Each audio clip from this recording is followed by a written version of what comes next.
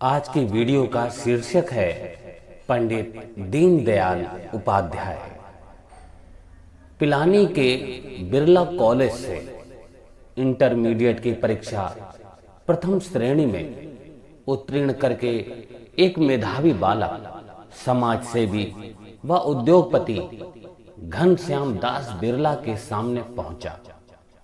बिरला जी ने बच्चे को पुरस्कृत करते हुए पूछा, तुम्हें क्या चाहिए बेटा? बच्चे ने तत्परता से उत्तर दिया, मुझे आपका आशीर्वाद चाहिए। बिरला जी बच्चे के उत्तर से खूब प्रसन्न हुए।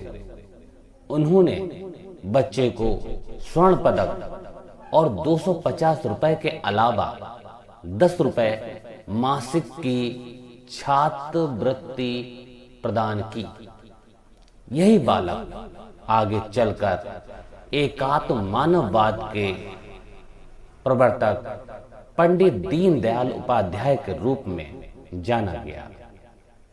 राजस्थान में जयपुर के धनकिया में 25 सितंबर सन 1916 ईस्वी को जन्मे दीनदयाल उपाध्याय का बचपन दुख और संकटों के बीच बीता।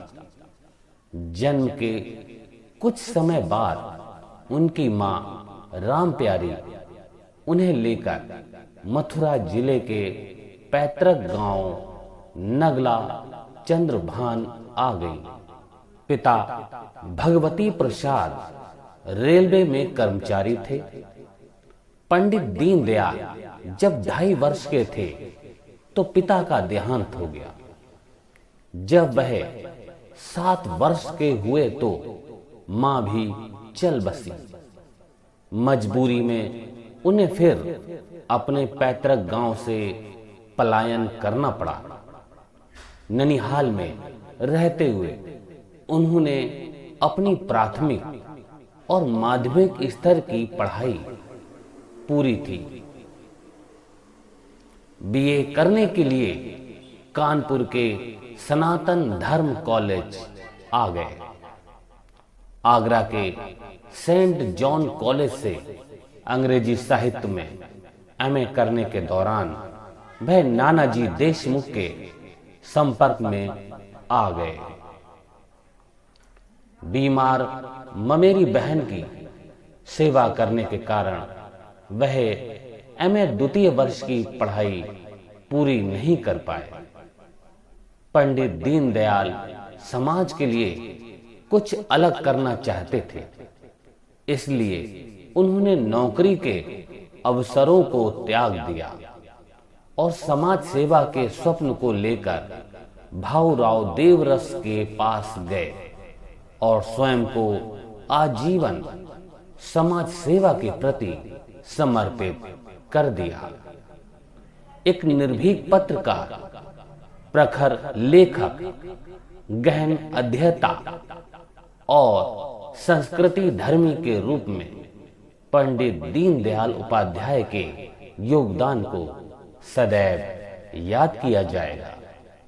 सन 1947 ईस्वी में श्री भाऊराव देवरस की प्रेरणा से उन्होंने राष्ट्र धर्म पत्रिका का प्रकाशन शुरू किया।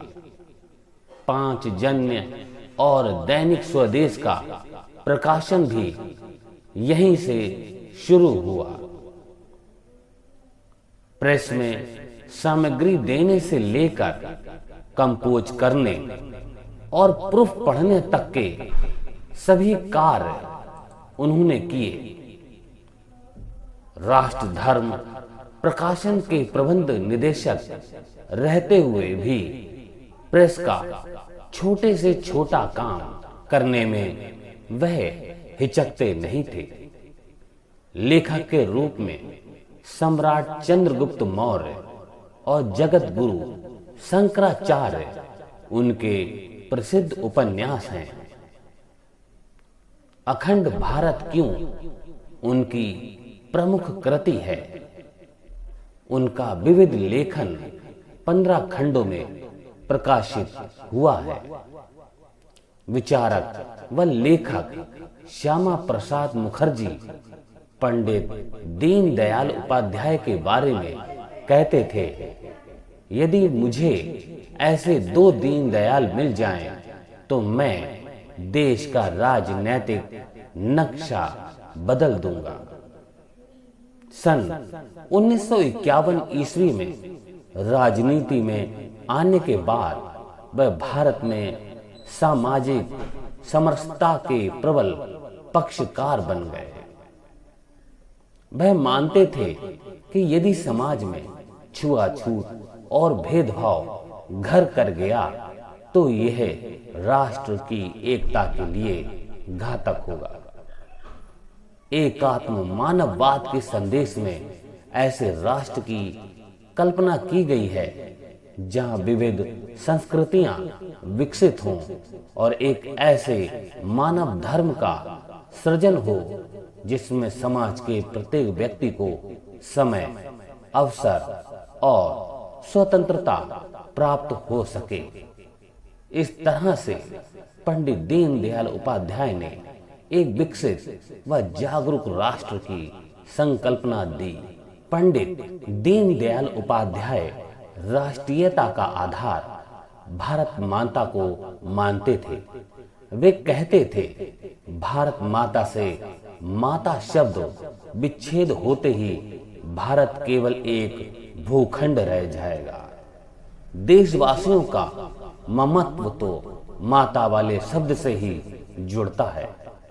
पंडित दीनदयाल के चरित्र में उनके विचारों का अद्भुत समावेश भी दिखता है। एक बार वह वाराणसी से बलिया जा रहे थे। तृतीय श्रेणी के डिब्बे में तिल रखने की भी जगह नहीं थी। कार्यकर्ताओं ने उनका बिस्तर द्वितीय श्रेणी में लगा दिया। बलिया पहुंचने पर उन्होंने दोनों श्रेणियों के किराए का अंतर स्टेशन मास्टर के पास जमा कर दिया। महाराष्ट्र के डोंबिवली नगर में उन्होंने नगर पालिका की जीप पर बैठने से विनम्रता पूर्वक मना कर दिया था। उन्होंने कहा कि मैं यह निजी कार्य से आया हूं, अतः नगर पालिका की जीप का उपयोग उचित नहीं है। ऐसे अनगिनत प्रसंग हैं जिनसे स्पष्ट होता है कि पंडित दीनदयाल उपाध्याय के जीवन और विचारों में एक रूपता थी। स्वदेशी वस्तुओं के प्रयोग के प्रति उनका आग्रह बड़ा प्रबल था। उड़ीसा के बाबूराव पालधीकर ने लिखा है, एक बार नागपुर में शेविंग के दौरान किसी ने मेरा साबुन उठाकर खिड़की से बाहर फेंक दिया। मैंने गुस्से से नजर उठाकर देखा तो सामने पंडित जी खड़े थे। वह कहने लगे, जब देसी साबुन उपलब्ध है तो विदेशी कंपनी की बनी वस्तु क्यों प्रयोग करते हो? भाई, नाराज ना होना। जब हम स्वदेशी वस्तुओं के प्रयोग का उपदेश देते हैं तो हमें स्वयं भी वैसा आचरण करना चाहिए, अन्यथा हमारी बात का प्रभाव नहीं पड़ेगा। पंडित दीनदयाल उपाध्याय सच्चे अर्थों में युग दृष्टा थे। मुंबई में अपने ऐतिहासिक भाषण में उन्होंने एकात्म मानववाद की व्याख्या प्रस्तुत की थी। उन्होंने कहा था, विश्व का ज्ञान और आज तक की संपूर्ण परंपरा के आधार पर हम ऐसे भारत का निर्माण करेंगे जो हमारे पूर्वजों के भारत से भी अधिक गौरवशाली होगा। हम सभी को पंडित दीनदयाल उपाध्याय जैसे तेजस्वी, तपस्वी एवं यशस्वी युग चेता महापुरुष के सपनों के भारत का निर्माण करने का संकल्प लेना चाहिए। तो साथियों, आपको ये वीडियो कैसी लगी इसको कमेंट बॉक्स में जरूर लिखिएगा। साथ ही साथ इस वीडियो को और साथियों में भी शेयर कीजिएगा और अपने बच्चों की बेहतर शिक्षा के लिए हमारे इस YouTube चैनल को जरूर सब्सक्राइब कीजिएगा और साथ ही साथ बेल आइकन जरूर दबाइएगा, जिससे हमारा जो भी वीडियो YouTube पर आएगा उसका नोटिफिकेशन, उसका मैसेज आप तक पहुंच जाएगा और आसानी से आपको हमारी वीडियो उपलब्ध हो जाएगी। अगली वीडियो में एक नई कहानी के साथ फिर हाजिर होंगे। तब तक के लिए नमस्कार। Please like and subscribe my YouTube channel Krishika Online Classes. Thank you.